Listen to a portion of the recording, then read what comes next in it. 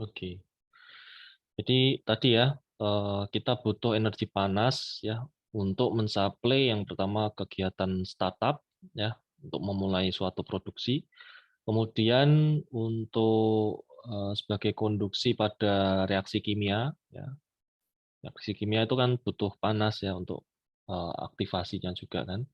Kemudian untuk merubah suatu reaksi kimia, perubahan reaksi kimia dan untuk mengatur ya atau men-setting suhu aliran, suatu aliran atau suatu bahan ya. Untuk kita butuh energi panas. Misalkan kita mau memanaskan bahan baku sebelum masuk reaktor ya. Nah, itu kita eh, harus memanaskan bahan baku tersebut menggunakan fluida thermal seperti itu ya. Contohnya steam gitu kan. Supaya lebih panas. Suhunya mencapai suhu yang diinginkan. Kemudian thermal energy supply itu bisa didapat dari antara lain yang pertama adalah combustion ya, pembakaran. Kemudian dari reaktor nuklir ya, ini yang lagi banyak ya, banyak dikembangkan di masa sekarang ini.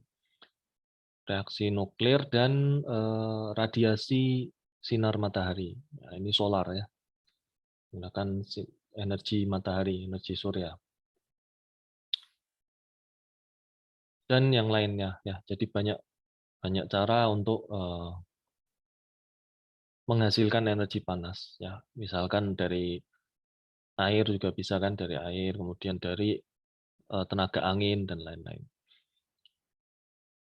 Kemudian tadi tujuannya yaitu yang pertama untuk memanaskan materinya itu secara langsung ya, atau bahannya itu secara langsung, dan yang kedua adalah memanaskan fluidanya tadi, fluida pemanas. Contohnya di sini adalah steam. Tuh ya. Lanjut.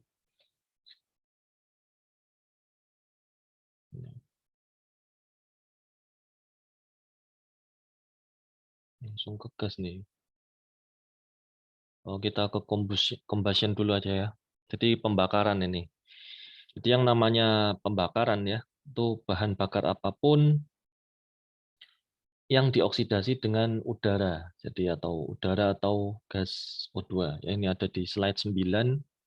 Silahkan loncat dulu ya ke slide 9. Ini nomor slide-nya ada di bawah kanan ya. Ya, jadi silakan menyesuaikan. Ya, jadi yang namanya pembakaran itu adalah bahan bakar apapun yang dioksidasi dengan udara, udara atau oksigen murni. Ya, jadi yang kita butuhkan adalah oksigennya kan untuk pembakaran tuh pure O. Atau kalau kita kan sulit ya mendapatkan udara oksigen murni, elemen O murni itu kan sulit. Maka kita bisa menggunakan udara, yang mana udara ini kandungannya adalah 79% nitrogen dan 21% oksigen ya kalau kita bulatkan ya. Ini kita pakai sebagai asumsi juga, dan yang lain tuh kita anggap sangat kecil. Maka kalau kita lihat di sini, kita dapatkan rasio mol dari nitrogen dan oksigennya adalah 3,76.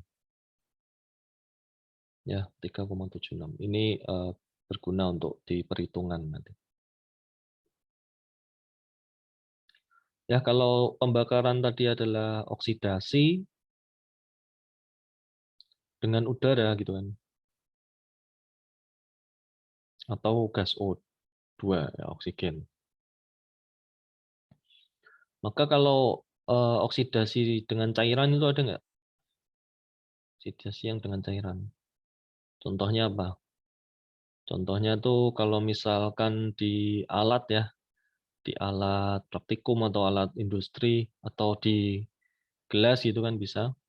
Kita menggunakan larutan KMNO4 itu bisa untuk mengoksidasi supaya bersih gitu kan. Pakai KMNO4. Itu adalah oksidasi yang dengan cairan. Kalau yang dengan udara tadi pakai O2 ya. Ya, karena oksidasi itu kan sebenarnya perpindahan apa? pindahan elektron ya dari satu senyawa ke senyawa yang lain gitu. Jadi ini tentu sudah kalian pelajari di kimia apa ya? Kimia dasar ya. Kimia dasar. Jadi yang menyebabkan adanya pembakaran itu syaratnya ada 3 ini. Yang pertama ada panas ya, temperatur tinggi. Kemudian ada waktu di sini. Waktunya ini maksudnya waktu yang cukup ya. Jadi pembakaran itu terjadi pada suatu ruang gitu kan, dengan waktu yang cukup untuk melakukan pembakaran, untuk terjadinya reaksi tadi, reaksi pembakaran. Kemudian ada turbulensi di sini atau kontak ya, kontak intim antara ketiganya, oksigen, kemudian bahan bakar dan maksudnya bahan bakar dan sumber panasnya ya. Oksigen, bahan bakar dan sumber panas. Ada yang tahu reaksi pembakaran di sini? Reaksi pembakaran gimana?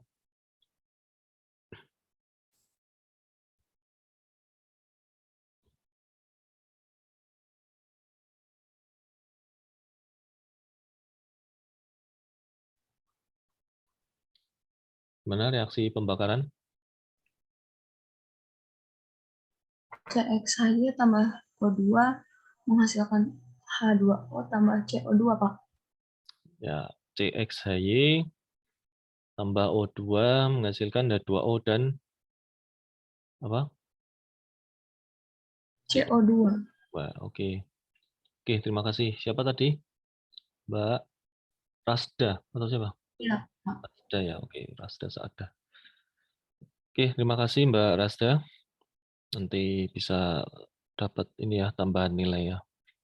Ya, jadi ini ada reaksi ya, reaksi pembakaran, yaitu CXHY plus O2 menjadi H2O dan tambahkan CO2.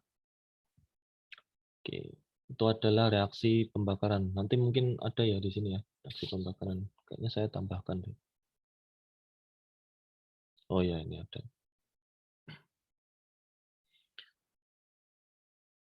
Oke, dari pembakaran ini ya, pembakaran ini, dari bahan bakar ini, bahan bakar untuk pembakaran, kita harus tahu ini yang eh, ketiga titik penting ya, ini ketiga titik penting, poin penting. Yang pertama ada flash point di sini, kemudian fire point, dan auto ignition temperature. Ya, jadi ini adalah kalau kita lihat flash point ya, flash point itu titik di mana campuran bahan bakar dan udara itu bisa terbakar dalam sekejap. Ya, jadi ini kalau saya ngomong sambil ditulis saja ya, siapa tahu nanti ada pertanyaan yang muncul dari omongan-omongan saya atau gimana gitu kan. Jadi yang ada di slide ini hanya ini aja, hanya tampilannya aja. Jadi silakan kalau saya ngasih materi silakan sambil ditulis atau dicatat. Ya, jadi flash point ini dia ketika campuran bahan bakar dan udara itu terbakar sekejap ya karena ada sumber api kecil ya, karena ada sumber api kecil dan ini tidak dapat atau tidak cukup untuk melakukan terus-menerus gitu. Jadi cuma sekejap aja itu. Itu namanya flash point. Contohnya itu adalah apa? Nah, ini mumpung lagi Ramadan juga ya. Contohnya itu adalah yang sering ada di bulan puasa itu ya, mercon ya, mercon. Jadi mercon itu kan kalau mercon zaman dulu itu minyak tanah itu kan, minyak tanah dipanasi, kemudian di situ ada minyak tanah sebagai sumber bahan bakarnya kan, dan dipanasi itu adalah sumber panasnya, kemudian dia diberi aliran udara ya sedikit gitu, dibuka aliran udaranya dikit, nah itu oksigen akan masuk ke situ. Nah ketika dia ada tiga hal itu kan tadi, tiga hal yaitu oksigen, kemudian minyak tanah dan sumber api, itu maka dia akan meledak, dor, gitu kan. Itu akan meledak ya. di tempat tertutup gitu kan. Jadi ada udara masuk ke merconnya itu, kemudian dia bisa meledak ya. Nah, meledaknya itu nggak terus-menerus kan, jadi cuma sedikit aja, sekali aja. Karena dia tidak terbakar terus-menerus, karena uapnya di situ sudah habis ya, sudah habis. Jadi itu contoh flash point. Flash point dari minyak tanah ya. Kemudian fire point tuh ada lagi ya. Kemudian ada lagi auto ignition temperature. Nah, ini nanti bisa kalian cari ya. Flash point, fire point, dan auto ignition dari diesel, kemudian kerosin. Ya, kerosin ini kan minyak tanah tadi tuan ya. Kemudian gasolin. Nah ini silahkan dicari, coba sekarang aja ya. Coba cari flash point-nya. Flash point dari diesel, kemudian kerosin, dan gasolin. Coba cari di Google langsung.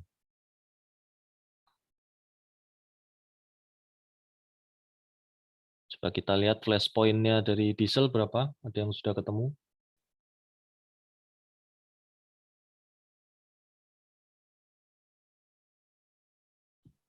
Dari diesel 52 derajat Celcius dan 96 derajat Celcius, Pak. 52 itu apa? Flash point ya? Iya, Flash point yang tadi 96. iya. 96 itu apa? Katanya di sini bervariasi, Pak, antara Oh, antara. 15 sampai 96. Oke, 52 sampai 96 itu diesel ya. Diesel. Kemudian kerosin, ada yang sudah ketemu? Kerosin. Yang lain?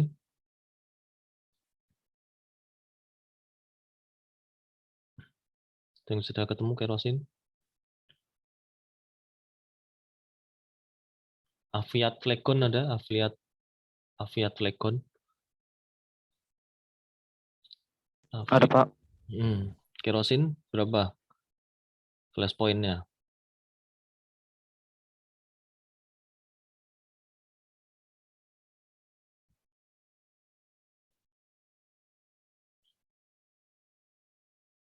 Berapa?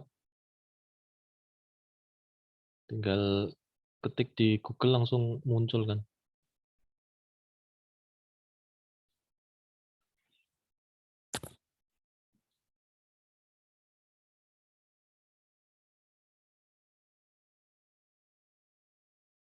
Berapa, Mas? Belum dapat, Pak. Belum dapat. Waduh, kok belum dapat. Ada yang udah dapat flash point dari kerosin? 38 sampai 72 derajat Celcius, Pak. Berapa? 38. Ya. 38 sampai 70-an ya. 38 sampai 70. Nemunya 100 Fahrenheit, Pak. 100 berapa? Sorry, kerasa-kerasa. Berapa tadi, Mas? 100 berapa? 100 Fahrenheit, Pak. Ya, coba diubah ke Celcius berapa itu? 100 Fahrenheit. Jadi kali 5/9 ya. 38 derajat Celcius, Pak. Nah, 8 ya. Berarti sama ya. Kurangi 32, kemudian dikali 5/9. Kemudian gasolin. Ada yang sudah nemu gasolin, flash point-nya berapa? Minus 23, Pak. Minus 23 atau 53 atau 43. Saya dapat nih minus Minus 49 Fahrenheit, Pak. 49 Fahrenheit. Oke. Iya. Nah, saya dapat minus 43 ini Celcius. Nah, dari ketiga flash point ini, jadi kita bisa tahu kan mana yang lebih mudah terpicu gitu kan. Lebih mudah terpicu untuk terbakar. Yang mana berarti? Yang gasolin gitu kan. Atau minyak ya. Gasolin tuh minyak bensin ya. Yang kalian pakai untuk bensin tuh premium, Pertamax, Pertalite ya. Itu memakai gasolin. Nah, maka dari itu kalau di industri ya, di industri bahan bakarnya kebanyakan pakai apa? Di antara ketiga ini. Pakai yang diesel kan ya. Jadi mesin-mesinnya itu pakai bahan bakar diesel. Selain karena dia untuk tenaganya ya. Karena diesel itu kan kita bisa mendapatkan tenaga yang lebih itu kan, lebih baik daripada yang lain. Ini juga lebih sulit untuk tersulut ya, lebih sulit untuk tersulut. Karena flash point-nya itu ada di suhu berapa? 52 sampai 96 tadi kan. Lumayan tinggi kan. Jadi kalau di udara biasa, di udara lingkungan biasa itu nggak mudah tersulut. Gitu. Beda dengan gasolin. Gasolin suhu minus 43 aja itu sudah bisa menimbulkan percikan gitu kan. Jadi sangat rentan ya, sangat rentan, sangat riskan untuk terbakar itu gasolin. Nah, contohnya ini ada gambar juga ini di sini. Ketika gasolin ini sudah terbakar ya, diesel ini belum, dengan perlakuan yang sama gitu kan. Jadi kalau ada film gitu kan, film action atau apa gitu, kalau ada tokoh yang menembak ya kena drum atau kena tangki bahan bakar ya, itu kalau isinya gasolin ya memang benar langsung meledak gitu kan, langsung meledak karena dia sudah memenuhi ketiga syarat ini kan, oksigen, panas dan bahan bakar. Tapi kalau belum suhunya belum mencapai flash point-nya ya itu maka belum bisa meledak gitu. Jadi mungkin itu yang langsung meledak itu mungkin isinya gasolin gitu. Nah, gitu ya. Itu adalah gambaran dari pembakaran. Pembakaran flash point, fire point dan apa? Auto ignition temperature. Nanti lebih lanjut silakan dicari lagi ya tentang fire point dan auto ignition ini. Nah, kemudian ini adalah reaksi pembakaran tadi ya, yang sudah disebutkan tadi, CXHY, dan di sini ada tambahan S ya, sulfur, SZ, ditambah O2, oksigen ya, untuk menjadi karbon dioksida, uap air, dan SO2 di sini. Ya kalau kita beri koefisien stokiometrinya, nah ini X, Y, Z-nya di sini, X, Y, Z, ya CX, HY, dan SZ, C-nya kan dapat dari sini ya, C-nya dapat dari sini aja, kemudian H-nya itu Y/2 koefisiennya ya, Y/2. Kemudian karena ini O-nya di sini kan O2 ya, O2 sedangkan di sini O-nya 1. Kemudian ini ada SO2 juga ya. Ini Z koefisiennya. Nah, ini sudah kalian pelajari juga harusnya di mata kuliah dasar ya, kimia dasar. Lalu koefisiennya kita samakan ya, stokiometri, kemudian untuk pembakaran yang menggunakan udara, ya, jadi yang ini adalah menggunakan oksigen, pure oksigen di sini, pakai pure oksigen. Makanya ada O2 aja di sini. Nah kalau kita pakai nitrogen ya, atau pakai udara, itu kan ada nitrogennya. Nah ini dari rasio tadi, rasio mol nitrogen dan oksigen ya, kan 3,76 tadi. Maka kita dapat koefisien untuk apa namanya, nitrogennya 3,76 dan O2-nya ini 1 di sini kan. Nah, maka kalau kita bikin stokiometrinya menjadi seperti ini kan, ini pakai udara. Kemudian kalau kita apa ini, stokiometri ideal ya, pakai stokiometri ideal berarti koefisiennya menjadi 4,76 ya. Ini dari 1 plus 3,76 ini 1 plus 3,76 kan, dikalikan X, ya, kalikan X, jadi 4,76X. Kemudian 1,19Y, ini sama ya, ini dikalikan Y/4, plus 4,76Z, sama juga. Nah, ini adalah koefisien mol air per mol bahan bakarnya. Nah, ini adalah asumsi stokiometri yang ideal untuk pembakaran. Jadi hasilnya adalah CO2, H2O, dan SO2 yang ideal. Nah, tapi kalau kita dalam kehidupan sehari-hari, gitu kan, yang realnya, yang kenyataannya, itu produknya, produk pembakaran itu mengandung CO. Ya, CO itu adalah karbon monoksida dan residual dari bahan bakarnya, sisa-sisanya ya, yang tidak terbakar. Karena yang namanya konversi kan nggak pasti tidak 100% di realnya ya, di kenyataannya. Maka kita bisa mendapatkan hasil berupa CO dan residu CXHYZ. Nih.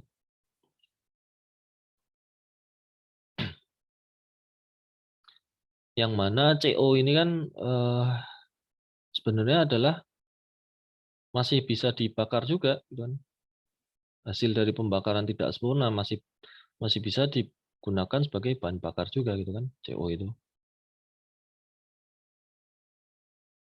Nah, CO dan residunya ini bersifat toksik ya, beracun, kemudian panas produksinya belum termaksimalkan ya. Jadi belum tadi ya, ini masih bisa digunakan sebagai bahan bakar.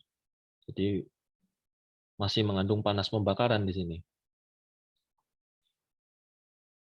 Dan juga dia toksik atau beracun. Nah, ini yang berbahaya ya. Itu adalah pembakaran yang tidak ideal atau non ideal combustion.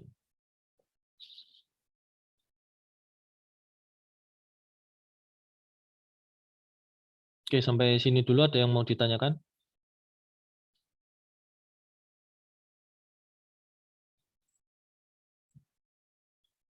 Nggak ada?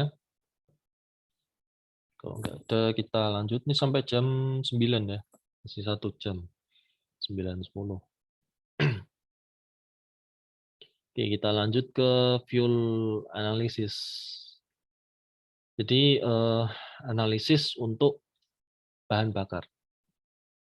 Jadi analisis bahan bakar itu ada approximate, ya approximate analysis dan ultimate analysis. Jadi approximate dan ultimate ini dilakukan pada furnace ya yang didesain secara khusus, specially design. Kalau approximate analysis ini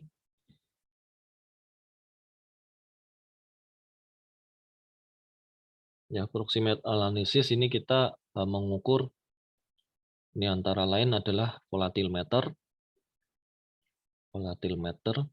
volatile ya, artinya volatile matter, kemudian fixed carbon, kemudian ash, kemudian moisture content, dan calorific value. Nah, ini adalah heating value ya, atau heating value, nilai kalornya. Nah, ini terutama digunakan untuk ini ya, batu bara gitu kan. Batu bara itu kita pakai analisis ini, approximate dan ultimate ini. Kemudian yang ultimate ini kita mengukur kandungan elementalnya, komposisi elementalnya, yaitu komposisi C, kemudian H, dan O, N, S, dan P. Yang mana dari ke semua elemen ini, O ini yang diukur by difference ya, sebagai selisih. Jadi nggak ada kandungan O yang diukur langsung itu ya, nggak ada, belum bisa ya sekarang. Belum ada atau belum bisa seperti itu kan.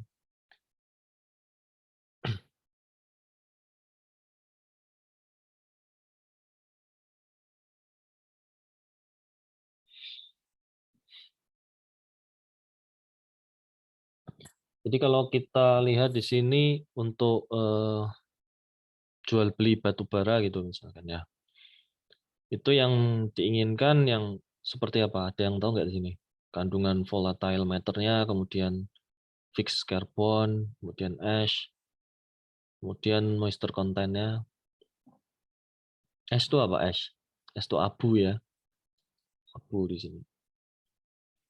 Jadi untuk batu bara yang diinginkan itu adalah yang kadar abunya rendah ya. Kadar abunya rendah, kemudian volatile matter-nya tinggi. Fixed carbon-nya juga tinggi. Moisture content ya rendah. Nah, itu yang bagus ya, sehingga bisa mendapatkan heating value-nya atau HV-nya itu tinggi.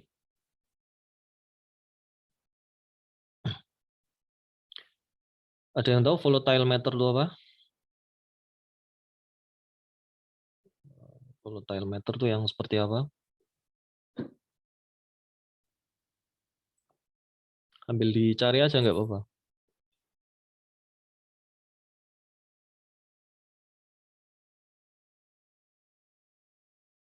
Zat aktif bukan, Pak? Zat aktif apa? Definisi aktif itu gimana? Oh, yang menghasilkan energi atau panas apabila batu bara tersebut dibakar.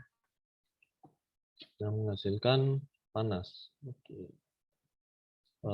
Ya bisa, tapi kurang tepat ya. Kurang tepat. Ada yang lain? Volatile matter. Matter itu kan bahan ya. Matter. Jadi volatile matter itu suatu asap ya, atau uap atau gas gitu kan,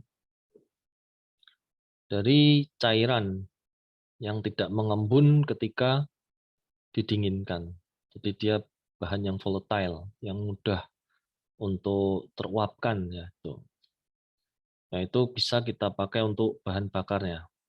Ya tadi betul tadi untuk bahan bakarnya, tapi dia adalah gas ya, bentuknya gas dari cairan yang tidak mengembun ketika didinginkan. Jadi ketika didinginkan kan semua akan mengembun tuh. Jadi kalau untuk mengukur volatile matter itu ini ya, kita panaskan gitu kan bahannya, kemudian dia kan menjadi uap gitu kan. Jadi uap, kemudian ketika didinginkan kembali ya. Nah, yang tidak mengembun itu adalah volatile matter-nya. Nah, itu bisa digunakan untuk bahan bakarnya. Tuh. Kemudian kalau yang namanya kondensat, dia berupa uap air ya, yang mengembun tadi. Ya, yang mengembun tadi namanya kondensat.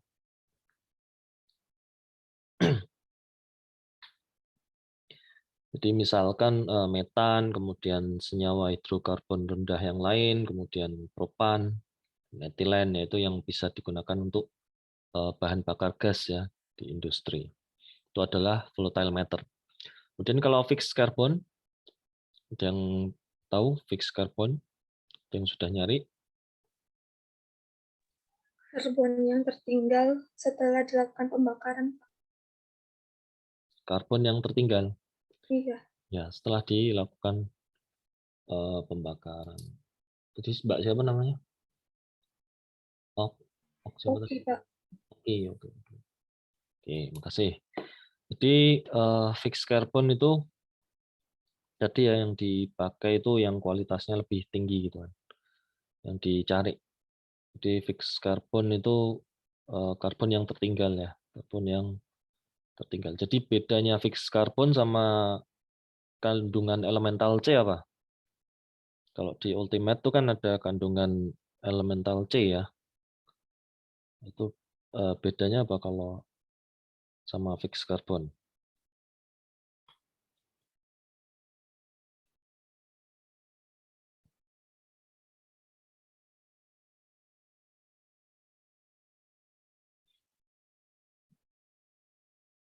Yaitu nanti dicari ya, coba dicari kandungan elemental C dan fixed carbon. Bedanya apa?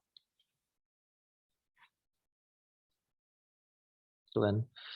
Kemudian fixed carbon ini dipakai untuk kokas ya, kokas dan peleburan besi itu.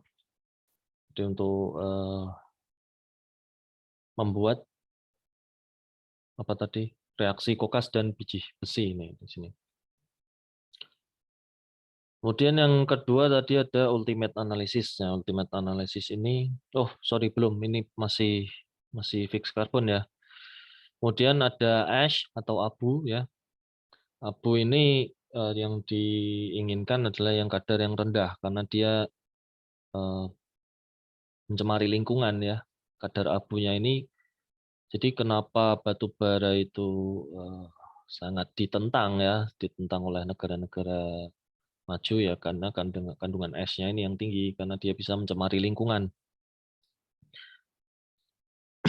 Nah ini biasanya kan kalau di batu bara itu ya dipakai untuk dibuang aja gitu kan. Nah, tidak diinginkan ya produk yang, waduh, bentar. Cas dulu.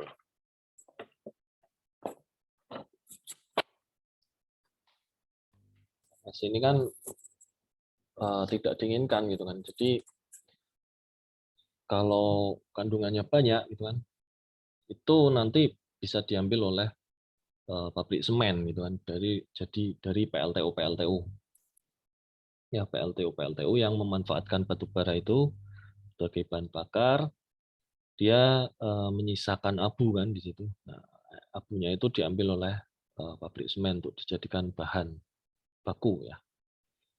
Kemudian ada lagi moisture content ya, kandungan uap air ini juga menurunkan heating value-nya atau calorific value-nya.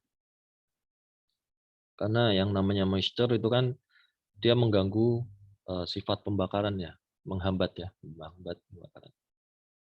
Kemudian ada calorific value yang dicari. Lalu untuk ultimate analysis ada CHONSP. Nah, ini kandungan elemental ya.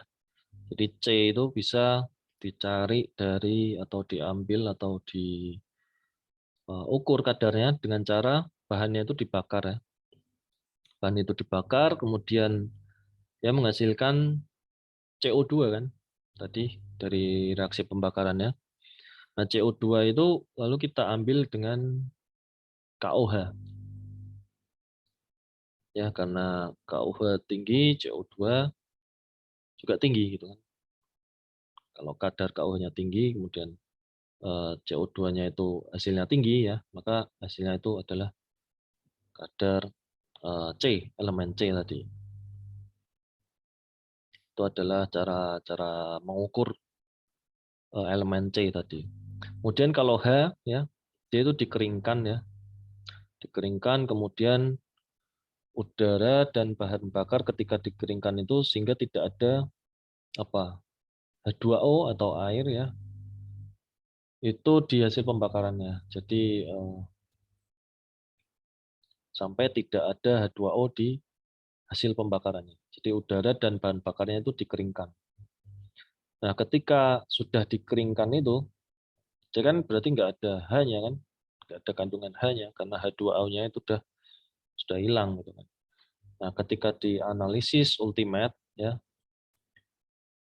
berarti H2O-nya itu atau kandungan H-nya itu berasal dari kandungan H2 yang terkandung dalam si bahan tadi. Ya, karena udara dan bahan bakarnya kan sudah kering. Gitu. Nah, itu adalah cara lamanya tadi, cara lama yang kita sebut sebagai metode apa? Di praktikum ada ini, gravimetri ya, gravimetri. Kalau metode yang baru ya tinggal ukur aja pakai gas kromatografi gitu kan bisa.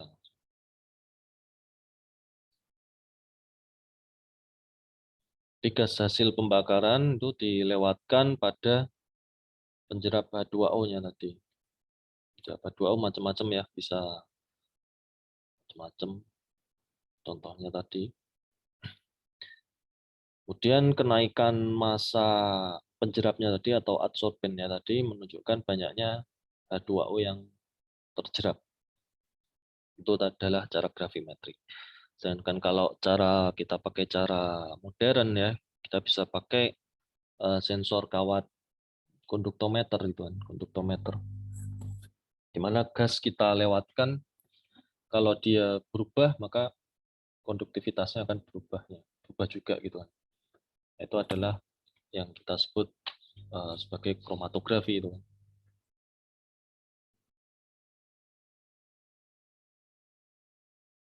Nah, ini nanti silakan dicari ya,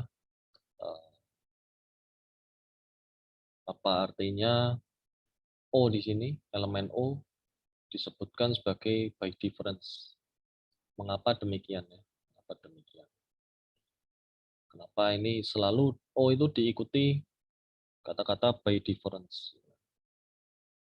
Kemudian untuk mengukur CHSP ya, ultimate analysis nih metodenya gimana aja? Jadi sudah saya sebutkan sebagian ya, sedikit sekilas tentang C dan H tadi. Kemudian biji besi dan kokas reaksinya gimana? Ini nanti silakan dicari. Ya, jadi yang mungkin yang saya kuning-kuning ini buat tugas saja ya sekalian ya. Ini ya, yang flashpoint tadi, kemudian ini ya silakan nanti ditulis kemudian dikumpulkan di Spada aja. Itu ya. Itu adalah tentang fuel analysis.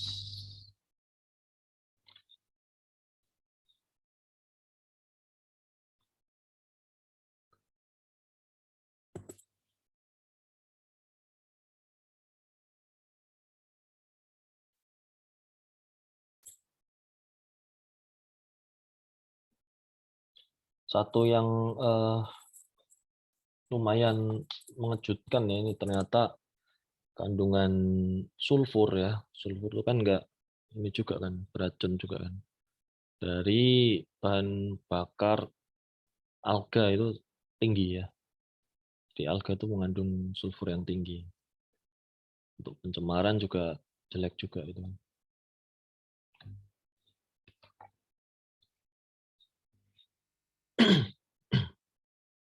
Oke, selanjutnya ini ada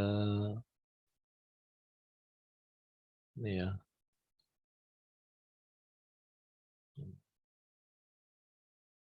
Nah, ini dulu aja ya. Jadi yang dalam pembakaran itu tadi yang dicari adalah apa tadi? Heating value ya, atau calorific value-nya tadi. Heating value. Nah, heating value ini ada dua base ya, dua base basis. Ya. Jadi yang pertama ada yang namanya higher atau gross heating value. Ya, ini bisa disebut singkat HHV atau GHV gitu kan. Jadi ini panas pembakaran ya. Panas yang dilepas oleh bahan bakar supaya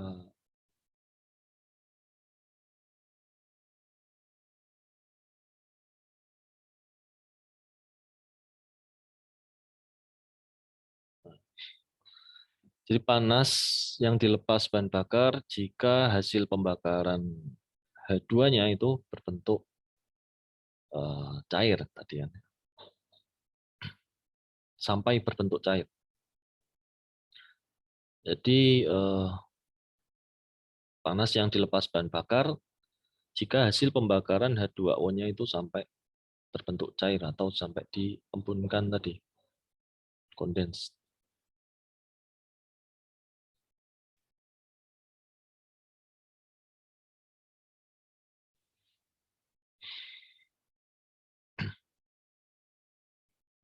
Sedangkan yang LHV atau lower atau net heating value ya, LHV atau NHV ini dia nggak sampai berbentuk cair atau nggak sampai dikondensasikan tadi. Jadi dia masih berbentuk uap.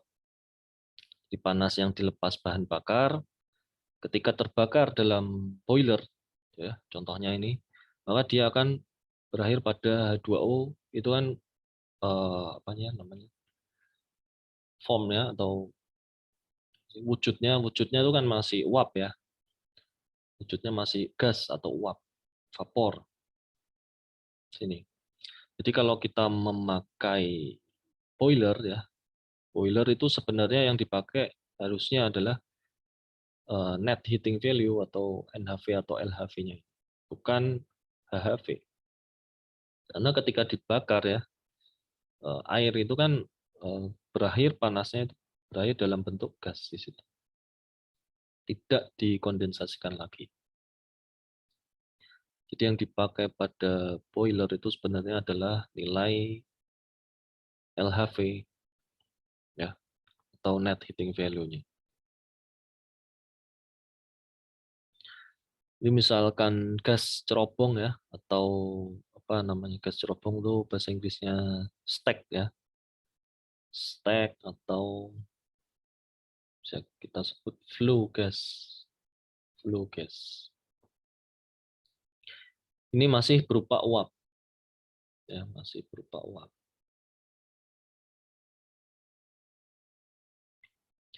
Nah, ketika masih berupa uap ini dia masih membawa panas penguapan. Jadi uapnya itu masih panas kan. Kalau kalian cek aja itu ya, panas uap dari cerobong di pabrik itu kan masih panas itu, uapnya. Nah, itu kan masih mengandung energi kalau dia masih ada panas ya. Berarti dia masih ada energinya situ. Nah, energi atau panas si uap tadi ya, uap yang keluar dari cerobong tadi ke lingkungan itu ya. Cerobong, misalkan cerobong ya, ke lingkungan. Ini kalau dia berada pada lingkungan kan suhunya pasti lebih rendah kan kalau lingkungan, apalagi di atas gitu kan. Sejauh 15 atau 20 meter dari tinggi cerobong ini kan 15 sampai 20 meter ya misalkan ya. Nah, uap yang panas ini akan mengembun ya karena dia diembunkan oleh suhu lingkungan yang lebih rendah. Apalagi kalau malam gitu kan, lebih dingin. Dia akan mengembun. Ya, jadi kalau uap di cerobong itu berwarna putih, maka itu bagus ya. Uap airnya mengembun. Jadi dia hanya mengandung uap air aja gitu kan. Uap air aja. Mengembun dia, uap airnya. Nah, kalau hitam ya, warnanya hitam, abu-abu atau hitam gitu, berarti dia apa? Mengandung apa? Mengandung jelaga ya. Jelaga itu apa jelaga? Ada yang tahu jelaga nggak? Jelaga. Jelaga itu adalah arang ya. Arang kecil ya, atau halus ya, arangnya halus. Arang dalam bentuk halus gitu kan. Nah, ini akibat dari pembakaran yang tidak sempurna tadi. Sisa-sisanya kan. Nah, ini adalah jelaga tadi.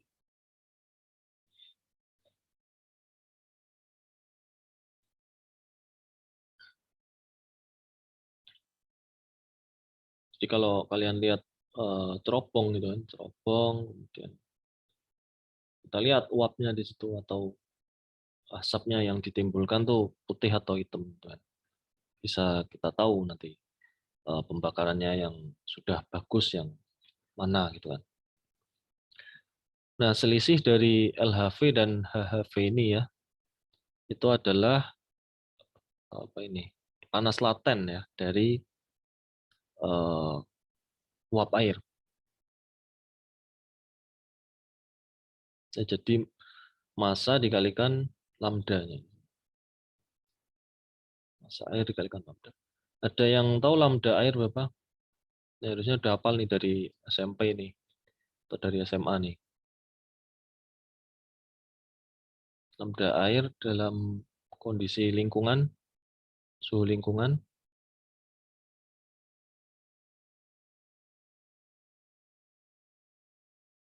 Yang tahu nggak?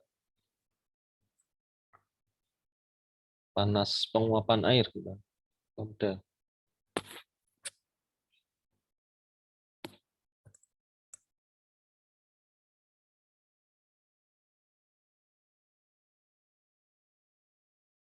Apa?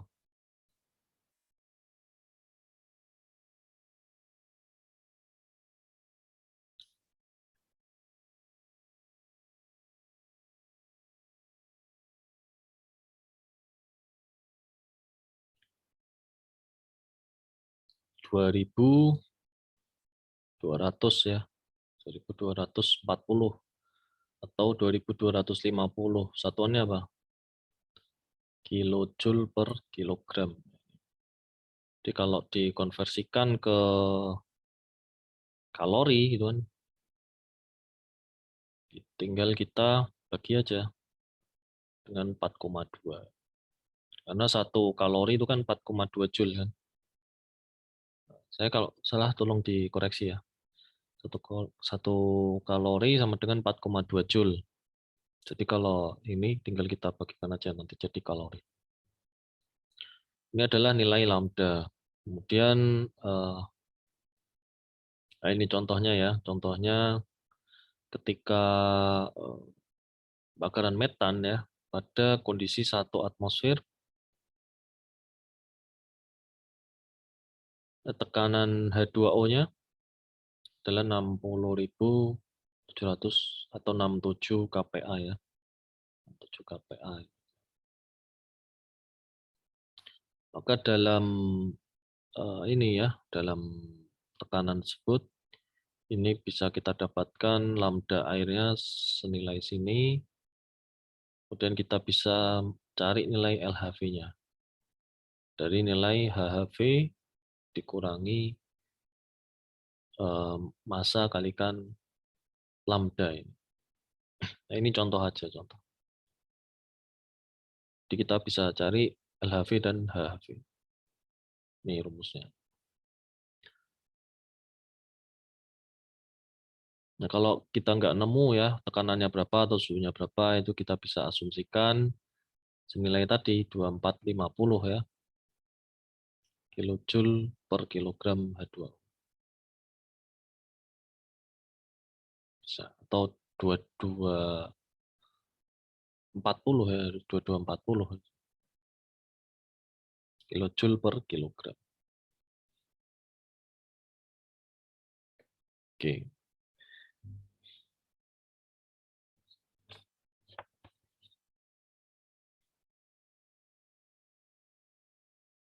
Kalau ditanya nih, kalau ditanya misalkan apa tadi? Kalian bisa nyari nggak banyaknya H2O? Sini ya misalkan.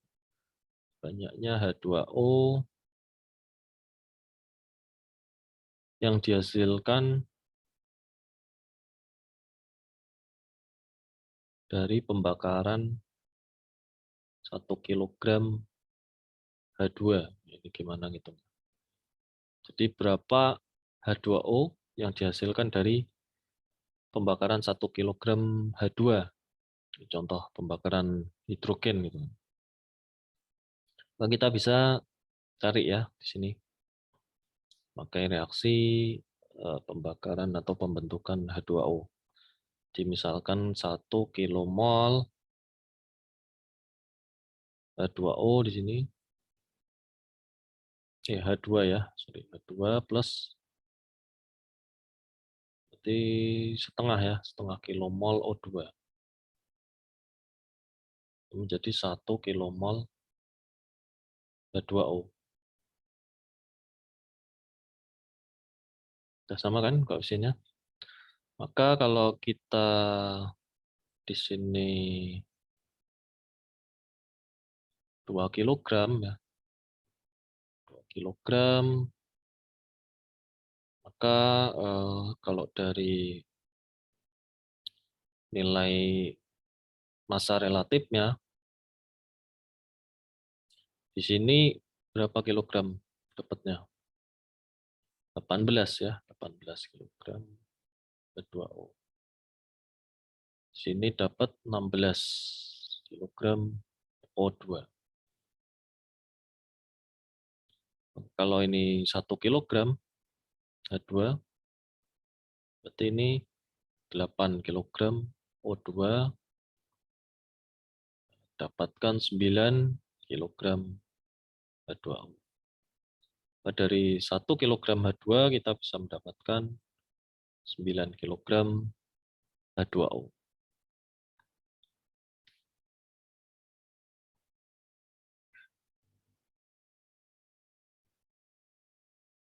Wah, ya benar ya. Oke.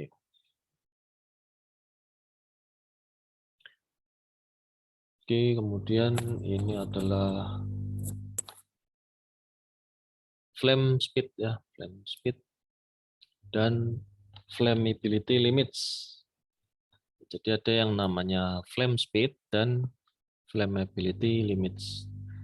Dimana kalau flammability limits ini ya, ini adalah komposisi ya, komposisi campuran antara bahan bakar ya, bahan bakar gas atau uapnya itu dengan udara atau oksigen yang dapat terbakar. Contohnya tadi ada hidrogen dan oksigen kan tadi ya, di pembakaran tadi. Kalau kita punya hidrogen, ya punya hidrogen, kalau nggak ada oksigennya, itu bisa terbakar nggak hidrogennya? Ada hidrogen nih, tapi nggak ada oksigen, itu bisa kebakar nggak? Tidak, Pak. Bisa ya. Oke, karena syarat pembakaran tadi harus ada 3 tadi kan ya. Apa aja tadi syarat pembakarannya? Ada oksigen, segitiga tadi loh. Dan ada bahan bakar dan ada panas ya, sumber api. Jadi kalau tadi nggak ada oksigennya berarti nggak bisa kebakar. Nah kalau kita punya sedikit hidrogen dan banyak oksigen, bisa terbakar nggak?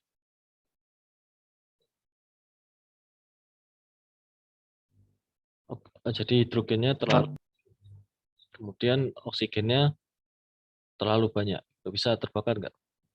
Nah itu adalah yang namanya lean fuel mixture ya, lean fuel mixture. Jadi bahan bakarnya kandungannya sedikit. Di sini kan bahan bakarnya H2 ya kan. Bahan bakarnya sedikit. Ini namanya lean fuel mixture.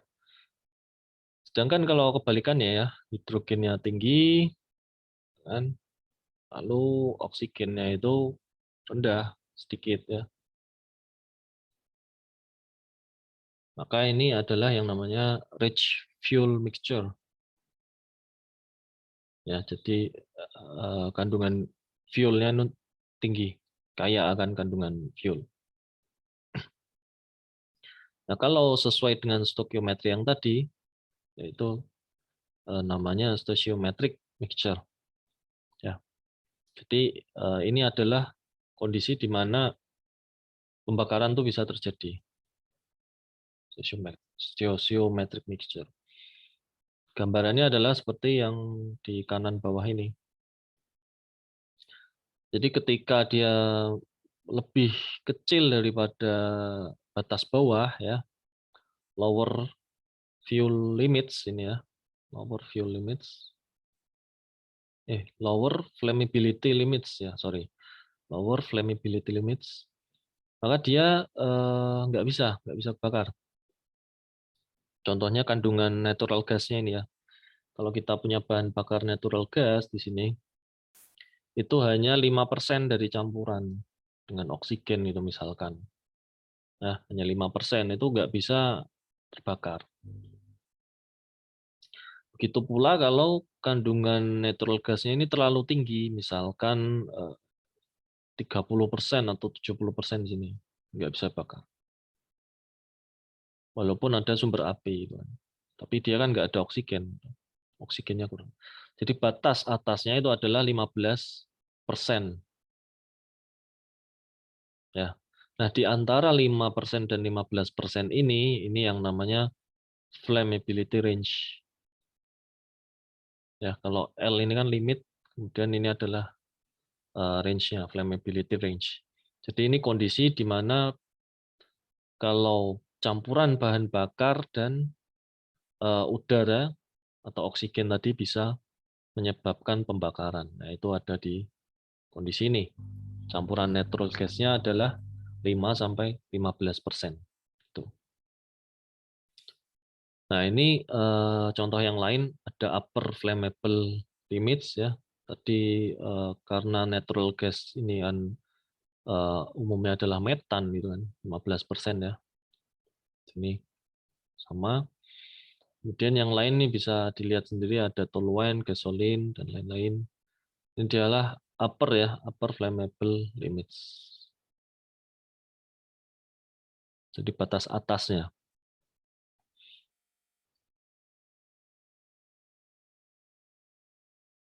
Kemudian ada yang namanya flame speed ya. Jadi ini di mana dia itu bisa kecepatan terbakarnya ya, kecepatan terbakarnya. Jalarannya ya, mungkin ya, bahasa Indonesianya jalaran. Nah, ini tergantung pada rasio udara dan bahan bakarnya tadi juga. Kalau rasionya 1 di sini dia akan lebih umumnya lebih cepat terbakar ya. Lebih cepat. Jadi kalau kandungan fuelnya di sini semakin besar, kalau dilihat dari grafik ini ya, dia akan menjadi semakin rendah flame speed-nya. Contohnya di sini ada coke, kemudian hydrolysis gas, kemudian natural gas, ya bisa dilihat biogas, wood gas dan lain-lain. Ya, ini adalah gambaran tentang flame speed dan flammability limits. Tuh.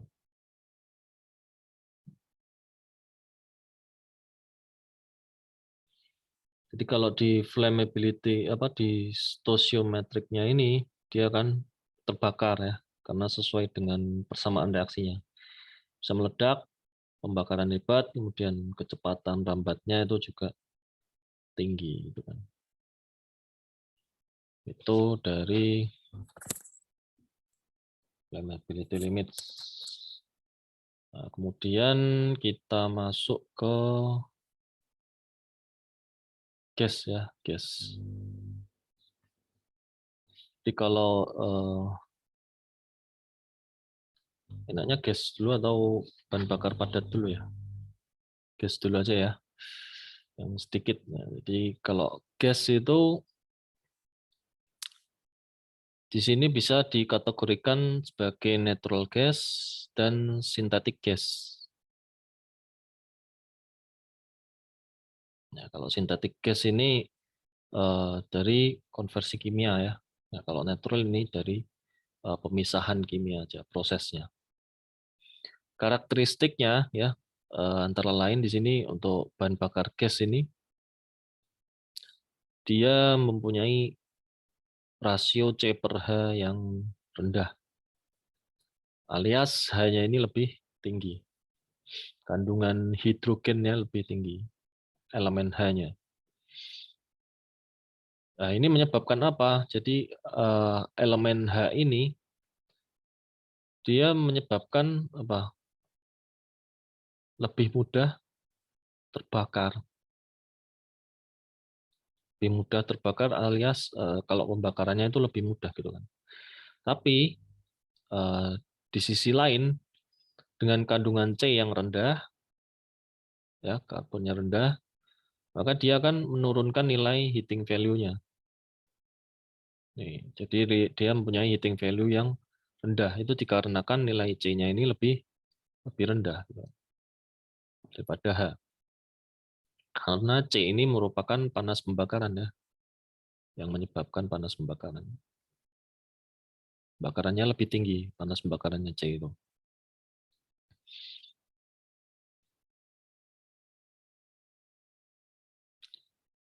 Gaseous to combust with clean combustion. Nah, ini karena hanya tadi ya, kandungan H ini bisa menyebabkan lebih mudah untuk dilakukan pembakaran.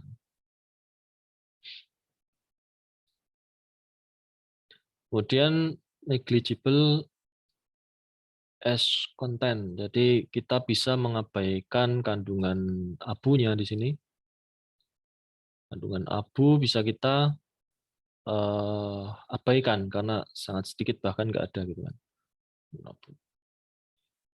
Makanya tadi bisa clean combustion ini, ya clean combustion, bisa bersih, tidak seperti batu bara itu banyak sekali.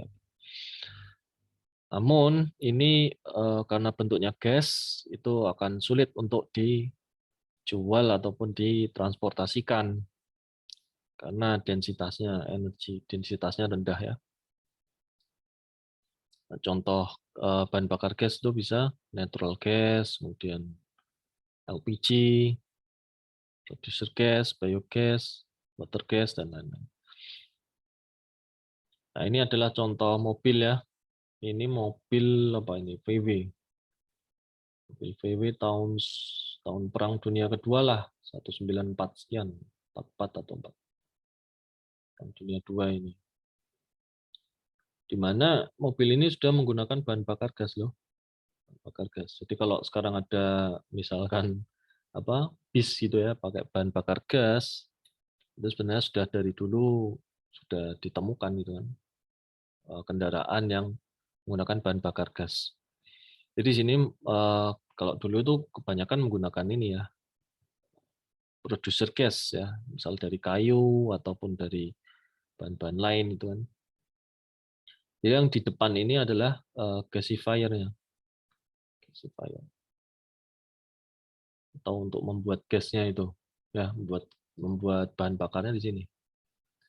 Kalau mesinnya itu ada di belakang sini ya.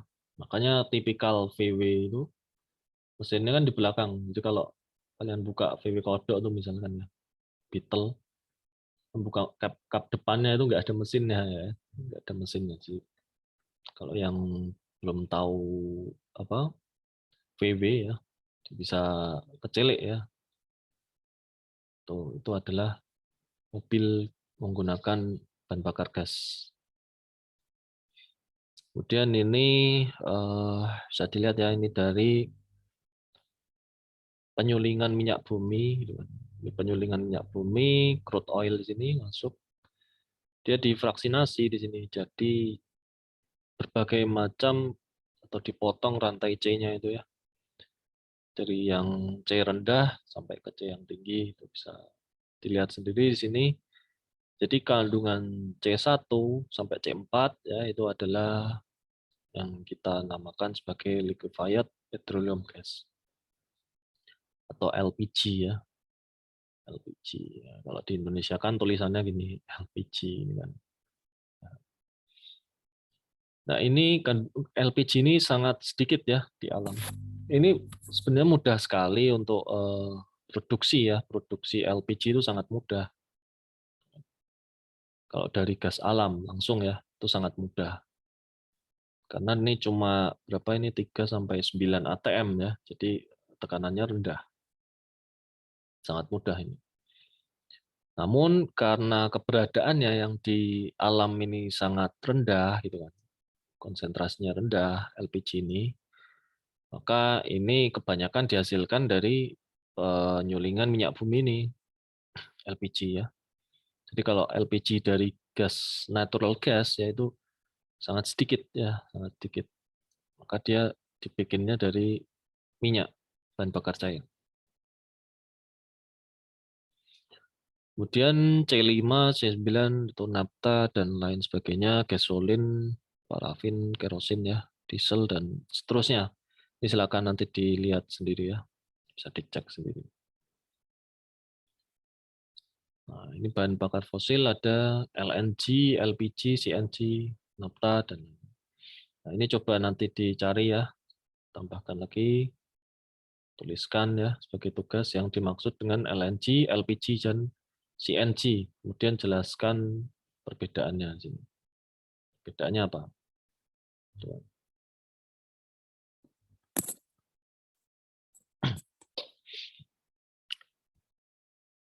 Nah, kalau yang petroleum atau minyak cair ya, minyak cair ini ada macam-macam juga. Ada fuel oil, kemudian MFO, HVO, IDO, SD, kerosin, dan lain-lain. Nah, ini parameternya bisa dilihat sini. Kemudian, nah ini ya, dari naphtha tadi, kemudian kerosin, aftur, tadi rantai sekitar 10 ya, 10 sampai 10 itu gasolin ya, gasolin, kemudian kerosin 15, gitu kan. Sampai ke yang lebih berat seperti HSD, MFO, dan IFO ini. Jadi dia high speed diesel, kendaraan transport ya, ini bisa seperti apa, truk-truk gitu kan bisa. Kemudian kalau yang lebih berat lagi dia pakai marine fuel oil, ini untuk kapal ya biasanya. Namanya marine ya, untuk bahan bakar diesel di kapal. Kemudian ada industrial fuel oil, ini sangat kental ya, cocok untuk pemanas di Eropa, bahan bakar heater, kemudian punyai kalor pembakaran yang tinggi. Nah ini contohnya aja ya, contoh. Kemudian apa ini? Nah, ini bahan bakar kapal ya ini ya. Jadi dari dulu kapal tuh pakai angin aja gitu kan, pakai angin. Kemudian setelah evolusi industri dia ditemukan uap, steam ya. Kemudian pakai apa ini, HFO ya, high fuel oil ya, high fuel oil atau marine fuel oil gitu kan. Kemudian sampai sekarang kini bisa pakai LNG ya. LNG bisa dimanfaatkan sebagai campuran di sini ya, campuran aja, nggak bisa murni bahan bakar kapal. Oh ini sedikit cerita ya dari saya dulu tahun lalu ini ya, mungkin sekitar bulan September Oktober itu kan, saya berkesempatan di situ dapat pekerjaan sebagai ini ya, tenaga ahli apa pipeline, tenaga ahli pipeline untuk saluran migas, mipaan ya, mipaan migas di Pertamina Hulu Energy (ONBG) offshore Northwest Java ya. Ini ada di sebelah utara ya dari Provinsi Jawa Barat ataupun Jakarta ini. Nah, ini adalah apa ini petanya ya, peta pemipaannya, peta jalur pipanya. Jadi saya cerita aja ya untuk wawasan aja ini. Kebetulan masih lumayan fresh ya, lumayan fresh, masih 6 bulan. Jadi di situ dibagi jadi dua ya, wilayah barat dan timur gitu kan. Wilayah barat dan timur. Yang mana produksinya itu adalah oil and gas gitu kan, oil and gas. Jadi minyak ya, yang namanya sumur minyak itu kan sama sumur gas juga kan. Jadi semua minyak itu dialirkan atau ya dialirkan ke kapal gitu kan. FSO namanya sini. Floating storage. Pokoknya apa ya? Lupa aku. FSO di sini. Nanti dicari. FSO Arko Arjuna namanya. Jadi ada kapal di situ kan. Nah, ini enggak saya masukkan nih foto kapalnya. Saya mantau dari atas ini. Ini pakai helikopter ini. Dari atas di situ bisa terlihat kapalnya ya. Kapal untuk storage atau penyimpanan minyak. Jadi minyak yang ada di sumur itu semua diolah kan. Jadi di masing-masing platform ini diseparasi ya, diseparasi minyaknya sendiri, gasnya sendiri gitu kan. Kemudian kalau ada pengotor itu dibuang. Nah, itu kemudian dipusatkan, disalurkan ke central plant ini. Central plant. Nah, dari central plant ini ya semua minyak akan disalurkan ke kapal FSO Argo Arjuna ini. FSO Argo Arjuna ini kapal, kemudian dijual ya. Jadi minyaknya ini dijual keluar. Nanti kalau ada kapal dari luar gitu kan datang beli di sini transaksi seperti itu ya. Kemudian gasnya itu, nah ini gasnya yang merah ini kan, yang warna merah itu akan dialirkan ke mana ini namanya adalah onshore receiving facility atau ORF. Nah, ini ada dua di sini kan. Ada yang di Jakarta ada dua. Yang pertama Muara Karang, kemudian Tanjung Priok ORF ya. Kalau di sini ada Cilamaya juga ada, kemudian Balongan ini iya Balongan juga sih. OPF tapi sini. Onshore P-nya apa ya? Lupa saya. Production atau apa ya? Itu ya. Tapi kemarin yang saya kunjungi yang ORF 2 aja ini, Muara Karang dengan Tanjung Priok. Jadi semua gasnya itu dialirkan ke sini ya. ORF ini, 3 ini.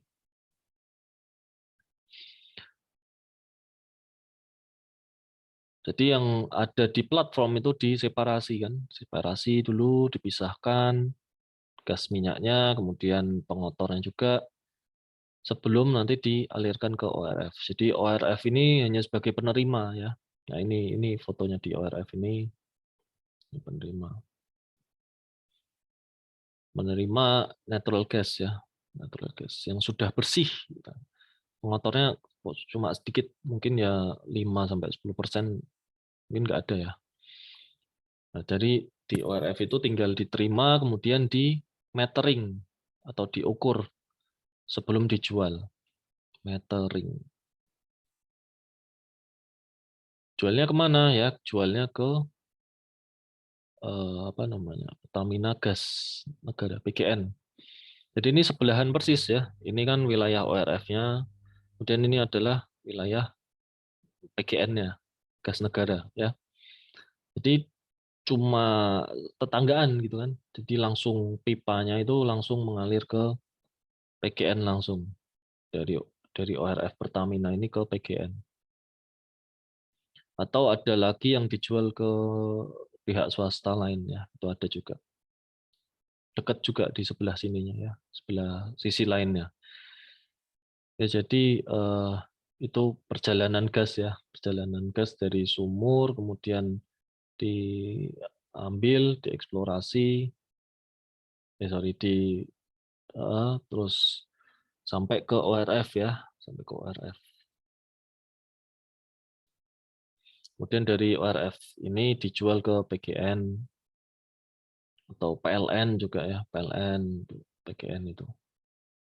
Kemudian untuk kebanyakan untuk kelistrikan sih di sini ya, untuk kelistrikan di daerah Jawa Barat ini.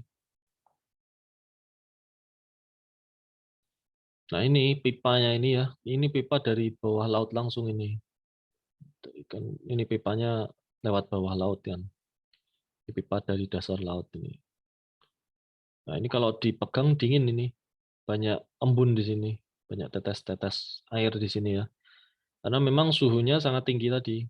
Jadi dia kan termasuknya apa? CNG kan ya, kompres natural gas. Kompres natural gas itu suhunya sangat tinggi kan, sangat rendah kan, sangat rendah. Jadi untuk apa namanya? LNG ya, LNG itu bisa mencapai minus 160 ya derajat Celcius. Nah, ini makanya kalau LNG di sini harus menggunakan cryogenik ya, tangki cryogenik.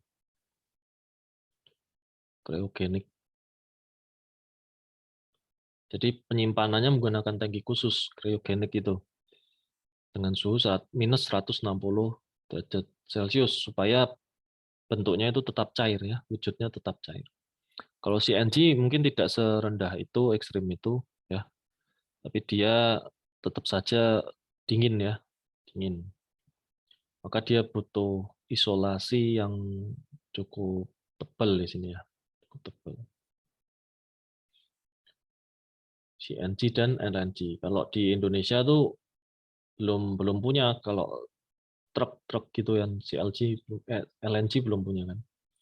Kalau kapal sudah ada, kapal yang floating LNG gitu, bisa menyimpan floating storage gitu, LNG bisa. Tapi kalau di China itu bisa sampai truk ya, skalanya kecil sekali itu. Pakai truk gitu, bisa diangkut. Nah, untuk gambaran aja 1 meter kubik ya LNG itu, CNG sama dengan 600 meter kubik LNG. Kebalik ya, kebalik ini. Ini CNG, ini LNG. Jadi ini perbandingan dari liquid dan gasnya ini 1:600 meter kubik.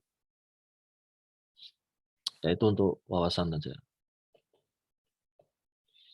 Kemudian, bentar lagi ya, cepat banget nih. Minyak, gas sudah tadi. Kemudian ini ada apa nih? Oh ini saluran gas ya, gas fuel specification.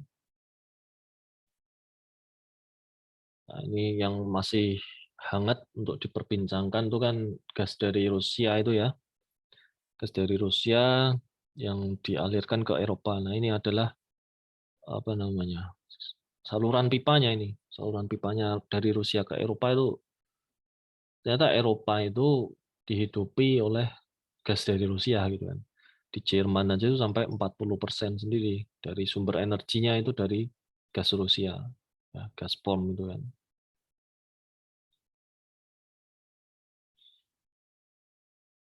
Nah, ini Nord Stream ya. Nord Stream itu kan artinya arus utara.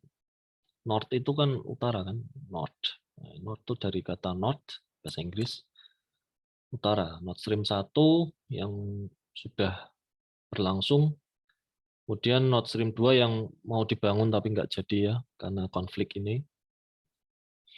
Kemudian ini South Stream, yang South Stream yang di selatan ini. Dia ada gas juga, ada minyak juga, oil juga ada. Itu ya. Maka Eropa ini sangat terancam gitu kan sumber energinya kalau nggak ada sumber energi dari Rusia, gas dari Rusia. Makanya sekarang sedang digencarkan ya di Eropa itu banyak energi terbarukan, EBT ya, energi baru terbarukan dari angin, kemudian dari apa mikroalga kayak Pak Azim itu kan. Pak Azim kan di Belanda dulu tuh mengembangkan mikroalga. Kemudian dari yang lain-lain juga lah, biomass itu yang biomass ini salah satunya adalah apa? Minyak ya, minyak jelantah.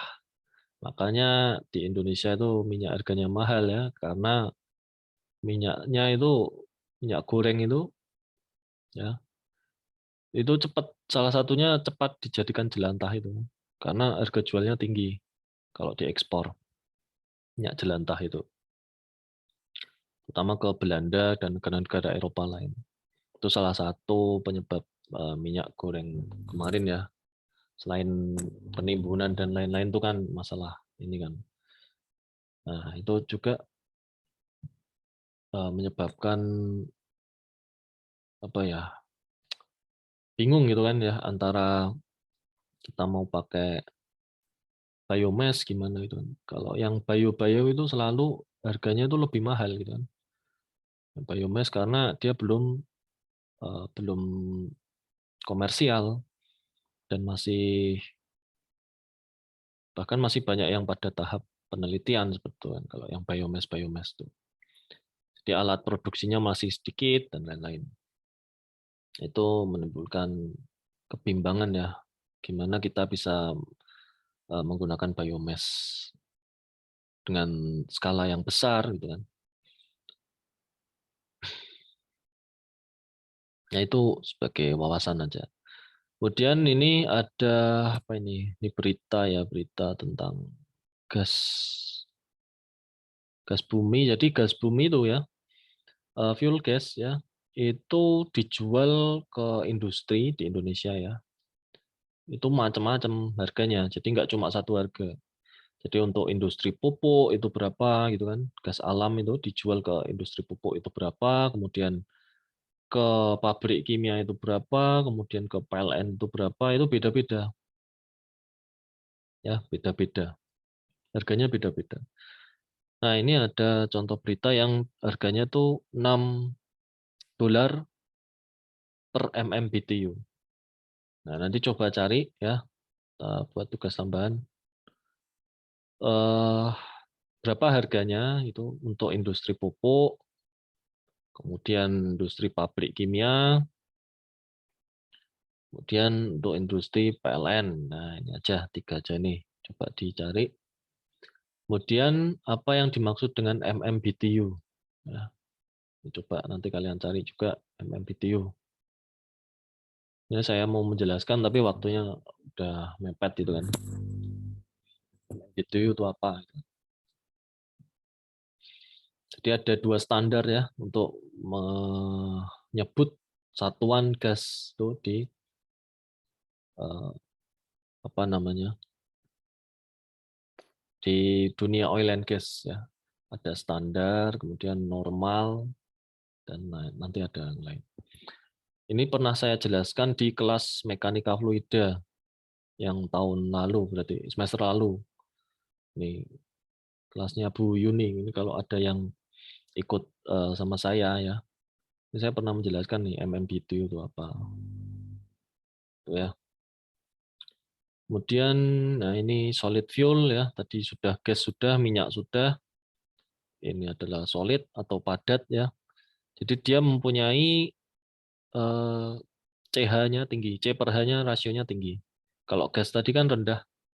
Nah, kalau ini C per H-nya tinggi, maka dia kandungan C-nya tinggi bisa punya heating value yang lebih tinggi pula. Difficult to ignite ya, karena dia hanya tadi rendah ya, hanya lebih rendah, maka dia difficult to ignite. Kemudian high ash content ya, karena dia mempunyai abu yang tinggi, maka dia juga kotor ya, pengotor lingkungan juga. Kemudian easy and safe to store or transport ya, jadi dia lebih mudah dibawa kemana-mana ya. Contohnya ini menggunakan barge. Barge tahu barge itu apa? Barge itu tongkang ya, bahasa Indonesia tongkang, barge. Jadi dia bisa lebih mudah dibawa-bawa dibandingkan gas ataupun minyak itu kan harus pakai pipa itu kan, yang instalasinya mahal. Nah, kalau ini bisa dibawa sesuai kebutuhan. Tapi dia juga harus membutuhkan size reduction. Jadi dipotong kecil-kecil dulu penggunaannya. Itu contohnya di ini. Ya, ini adalah fluidized bed combustion, FBC. Ada juga yang pulverized combustion atau PC. Ada juga yang namanya stoker. Nah, ini adalah 3 contoh untuk pembakaran batu bara. Jadi kalau fluidized itu pakai udara ya, diterbang-terbangkan gitu. Pakai udara dari bawah diterbangkan. Itu fluidized. Kalau pulverized, pulve itu kan bedak ya. Bedak. Jadi dia bentuknya serbuk, gitu. Halus, sangat halus. Lebih halus dibandingkan fluidized tadi. Kemudian ada stoker. Nanti bisa dicari lagi ya. Atau ikut kelas batu bara gitu kan. Kalau yang minat ke batu bara. Atau ikut kelas pemrosesan gas itu kan, yang minat gas. Atau minyak bumi juga ada. Ini saya kasih gambaran luarnya. Kemudian spesifikasi parameternya tadi sudah approximate dan ultimate. Kemudian ada moisture content, bulk density, kemudian particle size distribution, dan head growth grindability index. Kalau ini ada yang tahu nggak ini apa nih? Gambar apa ini?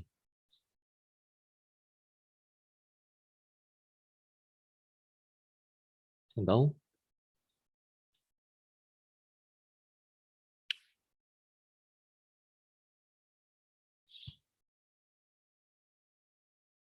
Yang tahu nggak ini apa nih? Mana nih kok diam semua nih? Ariba ada Ariba. Ariba Aulia. Pak. Ini Iya. apa? Gambar apa nih? Tahu nggak? Yang tengah. Coklat nih kayak piramid ini, tumpuk ini. Enggak, Pak. Apa? Enggak tahu. Nggak tahu. Ada yang tahu? Yang lain? Ini adalah ampas tebu. Ya, ampas tebu. Atau bahasa Inggrisnya apa kalau ampas tebu tuh? Bagase. Bagase S-nya double. Nah, ini karena dia tuh sebenarnya bentuknya kayak ini ya, bukan serbuk, kayak serpihan-serpihan gitu ya. Karena bulk density-nya rendah, maka dia dipres dulu untuk dimanfaatkan, dipres dulu supaya bisa menjadi kotak seperti ini. Jadi penyimpanannya lebih mudah.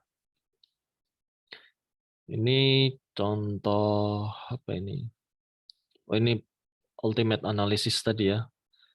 Ultimate analysis. Jadi ini aja. Batu bara itu ya, batu bara itu kan diklasifikasikan atau dikelompokkan menjadi beberapa ya, beberapa jenis. Nah, jadi yang paling mudah itu adalah lignit ini, lignit, kemudian subbituminus, bituminus, kemudian antrasit. Kalau pit sama HTC ini belum termasuk ini. Ya, jadi ini adalah nilai kalornya batu bara ya. Kalau di Indonesia itu mungkin yang masuk yang lignit ini ya. Lignit atau yang paling bagus subbituminus. Jadi kalau di Indonesia itu karakteristiknya batu baranya itu, kalau batu bara itu ada yang namanya coal ranks ya, coal rank. Jadi ranking batu bara ini 4 jenis ini. Nah di Indonesia itu yang rendah ya, kualitasnya rendah sebenarnya. Apakah Indonesia kaya akan batu bara? Ya lumayan ya, lumayan. Mungkin di dunia itu ada di peringkat ke 10 besar lah, 7 itu ada kayaknya. 10 besar itu ranking batubara Indonesia. Tapi kualitasnya itu rendah ya batubara di Indonesia. Karena yang tinggi udah diambil dulu selama masa Belanda dulu ya. Belanda itu Bukit Asam itu udah diambil ya. Bukit Asam di Sumatera itu udah diambil batubara yang kualitasnya lebih tinggi. Jadi kualitas batubara di Indonesia tuh yang rendah gitu kan. Yang rendah dibandingkan Cina ya atau Amerika itu bisa tinggi ya, bituminus atau antrasit tuh bisa itu. Cina itu kualitasnya bagus ya. Jadi kalau di Indonesia itu yang rendah. Namun ya keunggulannya di Indonesia itu ya salah satunya adalah kandungan sulfurnya itu rendah juga. Kandungan S-nya itu sedikit. Nah, ini contohnya ini ada di sini. Ini ya, Tanjung Enim, ini Bukit Asam juga nih. Bandingkan Virginia Amerika kan. Nah, ini kandungan apa? Gross heating value-nya rendah, kemudian tapi sulfurnya dikit nih, 0,17. Nah, dilihat. Nah, di sini coba saya jelaskan sedikit tentang basis ya di ultimate analysis. Jadi ada kandungan karbon, oksigen, hidrogen, nitrogen, sulfur. Kemudian ini ada inherent moisture dan surface moisture. Jadi kalau yang namanya volatile itu adalah ini ya HONS ini volatile. Dia maksudnya volatile matter dan moisture. Sedangkan ash dan fixed carbon ya ini masuknya coke ini kan. Nah kalau kita batu bara yang apa adanya seperti itu kan, seperti yang baru diambil misalkan. Itu namanya as received basis. Jadi semua kandungannya ini ada komplit, utuh. Nah, kalau batu bara yang dikeringkan di lingkungan ya, di lingkungan terbuka dibiarkan saja, itu namanya air dry basis. Jadi dia tidak mengandung surface moisture. Karena moisture-nya sama dengan moisture lingkungan, kelembapannya sama dengan kelembapan lingkungan. Kemudian air dry basis ini juga digunakan, enggak. Jadi yang ketiga dulu ya, ketiga dulu itu adalah dry basis ya. Nah, dry basis ini dia tidak mengandung inherent moisture, sini tidak ada juga, dan tidak mengandung surface moisture. Jadi dry basis ini adalah dry oven. Jadi yang dianalisis untuk mencari tahu kandungan ultimate-nya CHONPS itu ya, dia pakai dry basis karena dia moisture-nya sudah dihilangkan dulu moisture-nya. Karena dia kering kan, moisture-nya dikeringkan dulu, kemudian baru dia mengukur kandungan elemennya di sini. Nah, itu adalah dry basis yang digunakan untuk ultimate analysis. Nah, kalau di sini hati-hati kalau melihat gross setting value di sini bisa jadi ini masih mengandung inherent moisture. Ya, masih mengandung inherent moisture. Jadi kalau inherent moisture ini dihilangkan, maka ini nilainya bisa naik gitu kan. Ininya juga bisa naik. Karena ini masih basis basah ya, basis basah. Dan kalau basis kering kan berarti nggak pakai moisture, inherent moisture-nya. Itu ya. Dan terakhir ada bom kalorimeter. Ya, bom kalorimeter ini dia ada kalorimeter oksigen ya, dia pakai oksigen. Sini ada tabung kecil, kotak kecil kan, isinya sampel sama dihubungkan dengan wire kawat di sini, kawat elektroda positif dan negatif. Kemudian karena di sini ada oksigen, dia bisa meledak gitu kan, meledak di dalam sini, kemudian panasnya itu dialirkan keluar. Ya, panasnya dialirkan keluar. Nah, ini akan diukur tadi ya, menggunakan temperatur.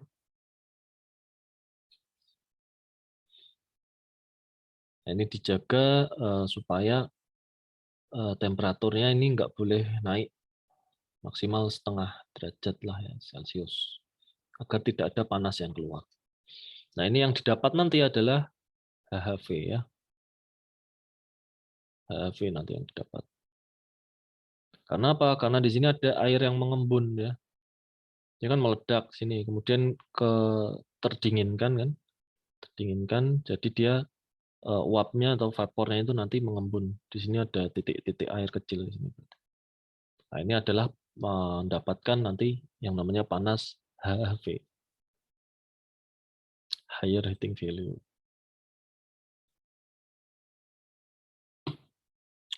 Oke, sampai di sini ada yang mau ditanyakan? Nggak ada? Sudah jam segini juga ya. Habis ini ada kuliah lagi? Saya ada, Pak. Ya. Ada, Pak. Oke. Mungkin sampai di sini aja ya kuliahnya. Minta tolong ini dulu ya, on cam dulu sebentar. Saya ambil gambar dulu buat dokumentasi.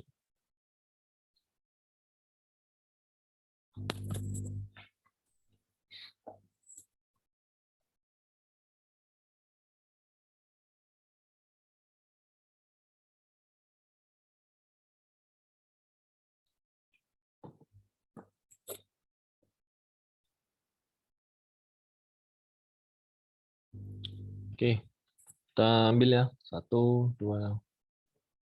Ini ada yang belum nih. 1, 2, 3.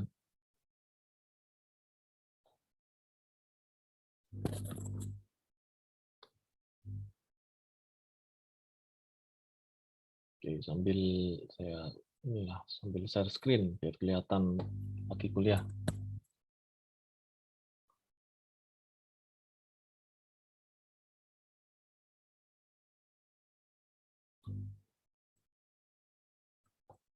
Nah, oke. Karena biasanya ditanyain ini kalau dokumentasi kayak gini nih. Mana ya? Yang banyak coretannya mana ya? Ini ya, supaya.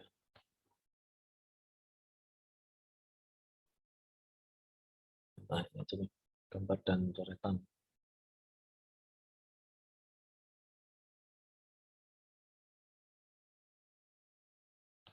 Oke, 1, 2, 3.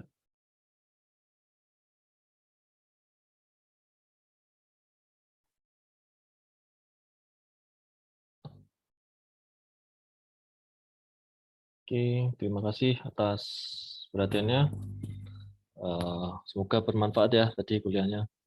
Kalau ada yang terlewat nanti mungkin ini saya rekam